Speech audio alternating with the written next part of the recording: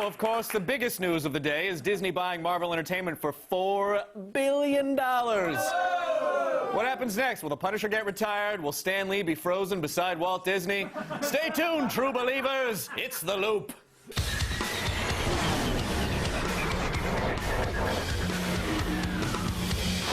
Joining us in person, hey kitten, help make sense of it all.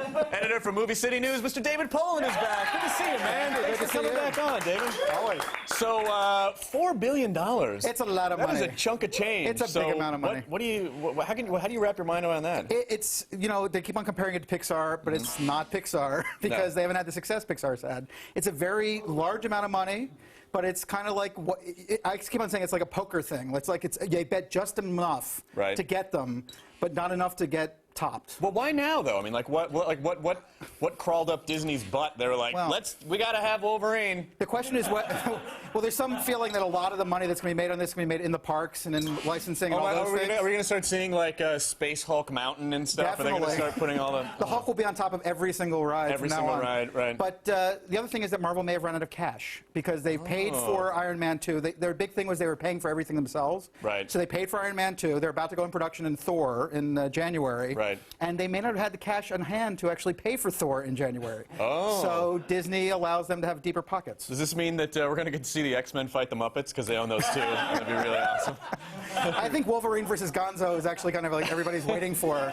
It's a great moment. You know, like, look, Disney acquires the Muppets, and they don't really do that much to them. So, you know, is that at least a light at the end of the tunnel? Like maybe they'll leave it alone. Well, they're probably going to leave all the comic books alone. I don't think you'll see anything changing with the publishing. Okay.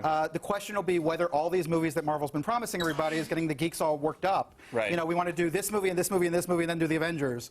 That may not happen anymore. Does it tarnish the geek of it all? Do you think some of the hardcore fanboys are going to be like, oh, Disney? Well, you know, the hardcore fanboys do that about everything. That's true. It's like if somebody, you know, sheds a tear, the world comes to an end in a second. So, That's you know, right.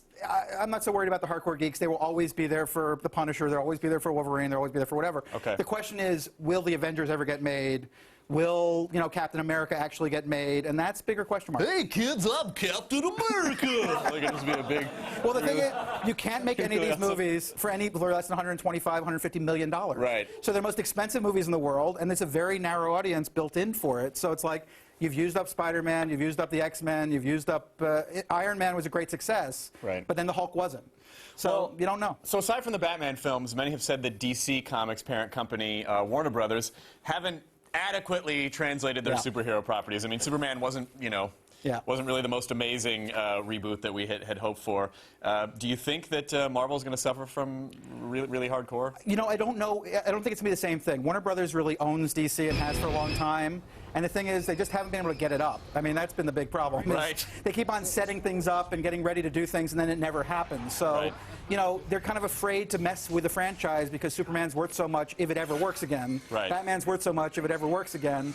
But you don't know whether it'll ever get going. I think at Disney it's going to be more an issue of they're going to have to earn their way through every movie they make. And that's going to be the big issue. What's going to happen to Marvel Publishing? I mean, are we going to see, you know, are they going to have to... Is it going to touch any of the edgier stuff, like the Max and the Ultimate series, you know, or is it... When the Weinsteins were at Miramax, they had their own publishing division. They had hardcore stuff. They ran, you know, all kinds of things. I don't think that's going to have any effect. I mean, ultimately, yes, the movies will probably be maybe a little more PG than PG-13 because they're looking for a bigger audience. I mean, that's really the issue with those things. But in terms of the publishing, I think Disney's just going to lay off and try to actually make it into a bigger cash cow for them. I mean, in the end, though, how do fans of Marvel benefit from this? I mean, is it just kind of a lateral maneuver as far as the fans are concerned? It's cash in the coffers, and they may get these movies made that weren't going to get made otherwise. The truth is, Marvel on its own may have never gotten Captain America made.